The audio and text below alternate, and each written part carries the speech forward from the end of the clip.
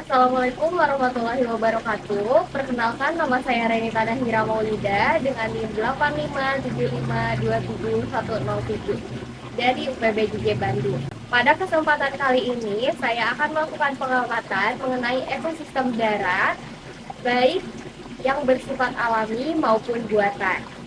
Tujuan utamanya adalah membandingkan komponen penyusun antara dua tipe ekosistem tersebut.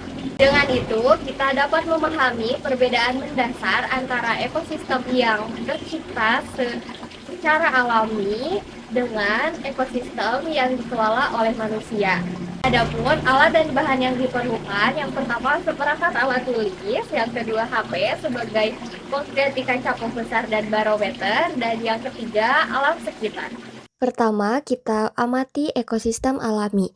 Ekosistem alami adalah sistem ekologi yang terbentuk secara mandiri oleh alam tanpa campur tangan manusia, di mana komponen biotik dan abiotik berinteraksi secara natural. Ekosistem darat alami yang saya amati sekarang adalah hutan. Baik, kita mulai amati komponen abiotiknya terlebih dahulu. Kondisi cahayanya cukup, suasananya sejuk. Saya cek menggunakan barometer, suhunya sekitar 26 derajat Celcius. Lalu tanah di sini terlihat lembab dan banyak ditutupi daun kering. Anginnya semilir dan keadaan airnya sangat cukup. Kemudian kita amati komponen biotiknya. Di sini variasi makhluk hidupnya sangat beragam. Pertama, sebagai produsen. Di sini ada banyak tanaman liar seperti pohon talas, tumbuhan paku, pohon pisang, pohon kopi, pohon bambu, kaliandra, lantana camara, daun sungkai, pohon palem, pohon begonia, dan banyak lagi. Lalu selanjutnya untuk konsumennya, saya menemukan koloni semut, laba-laba, capung, siput telanjang, kumbang, dan ulat. Nah, yang ketiga dan gak kalah penting yaitu dekomposer. Di area tanah yang lembab ini terdapat jamur dan cacing tanah. Selanjutnya, kita amati ekosistem buatan. Ekosistem buatan adalah ekosistem yang diciptakan oleh manusia untuk memenuhi kebutuhan tertentu, baik untuk keperluan pangan, hobi, penelitian, maupun keindahan. Berbeda dengan ekosistem alam yang terbentuk dengan sendirinya, ekosistem buatan memerlukan campur tangan manusia agar tetap seimbang dan terjaga. Sekarang kita mulai amati komponen abiotiknya. Kondisi cahayanya sangat terik, suasananya sejuk. Saya cek menggunakan barometer, suhunya 26 derajat Celcius.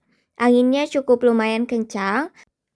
Tanahnya berlumpur atau basah. Kemudian kita amati komponen abiotiknya. Pertama, kita bahas produsennya.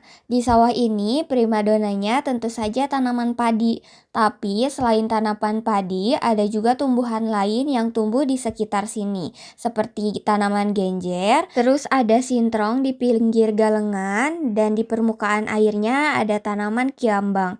Mereka semua ini perannya penting sebagai penyedia energi utama di ekosistem ini.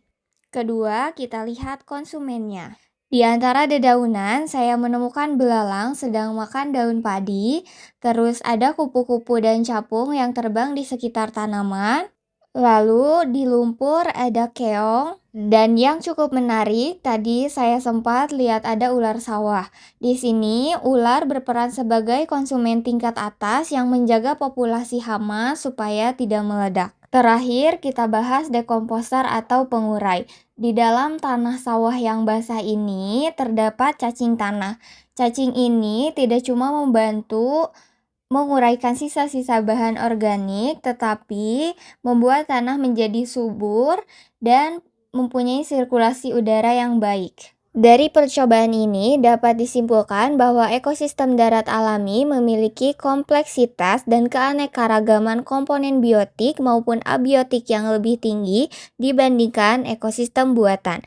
Ekosistem alami mampu menjaga keseimbangannya sendiri melalui interaksi antar komponen yang berlangsung secara mandiri, sementara ekosistem buatan memerlukan pengelolaan aktif dari manusia untuk tetap berfungsi. Pemahaman tentang perbedaan ini penting penting sebagai dasar dalam menjaga dan melestarikan ekosistem alami yang ada di sekitar kita. Sekian dari saya, terima kasih atas perhatiannya. Assalamualaikum warahmatullahi wabarakatuh.